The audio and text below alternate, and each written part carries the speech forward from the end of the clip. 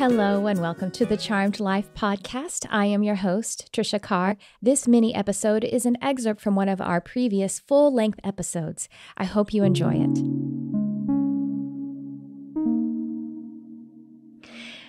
It is actually Bashar, who is the entity who is channeled by Darryl Anka, who says, "You cannot imagine a non-reality. You cannot imagine a non-reality. Your imaginal plane is a reality. It is a reality that should you continue to send frequency, send the calling signal to that reality, that will eventually collapse those waveforms into particles and attract to it, send out a calling signal of all the neutrinos that would make it a physical reality." You know, I think that we get really, I want to say even kind of obsessed, like we're addicted to that which is physically real, because there are these critical points in childhood between the ages of 0 and 8, particularly, when the caregivers of children really need them to pay attention to the outside world for the sake of survival and to train them in that, which is exactly what is meant to happen, what's supposed to happen. That is how the human being is meant to be trained. And since the reality that we must be trained on is run in an unconscious way, what we have co-created together has a lot of unconsciousness to it, then the caregivers have to alert the children in a way that helps them to focus on their physical survival and actually kind of infuse it with something that is unconscious. Now, I'm not saying it's 100% necessary. I'm just saying it is what tends to happen. And what almost always seems to happen, why we are all here together probably, is that we are given some kind of message that as a child, that the child is given some kind of message that the inner reality, the non-physical reality or the imaginal reality isn't real at all, or at least the reality of it is so insignificant or non-valuable, non-resourceful, that it should be ignored and that it should be, even to some degree, have shame cast upon it. And children, I mean, that stage that children, and it doesn't come just from the caregivers, it comes from their peer sets too, you know what I mean? You know, that stage when kids are going, that's for babies. And, you know, they're still like a toddler, a very young kid.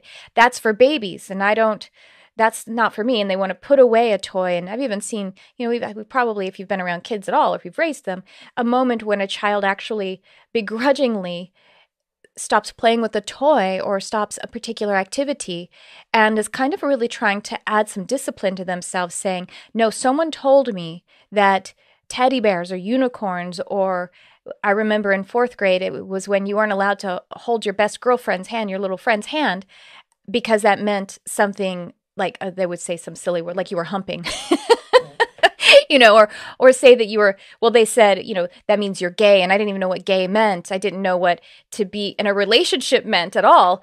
I just knew that this was some kind of judgment that was being placed upon me. In the same way of being told that you're a baby, you don't even really know why that's bad. You just feel the energy of it as a child.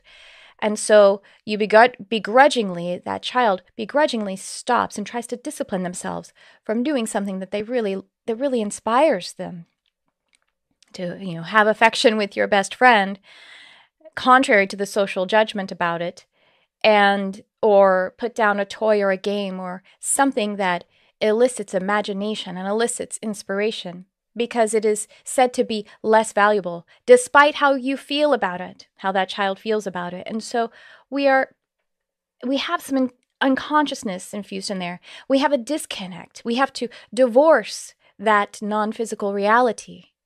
But that non-physical reality, that in the feeling and the sensing and the imaginal, is a reality. It is just as real. It is fundamental to the reality that becomes physical. To watch or listen to the full-length episode from which this excerpt was taken, just check the description and you'll find the link. If you enjoyed this or any of the Charmed Life podcast episodes, I invite you to like, subscribe, share, or comment, or leave us a review on Apple iTunes or however you get your podcasts. Thanks for tuning in. I love you, whoever you are.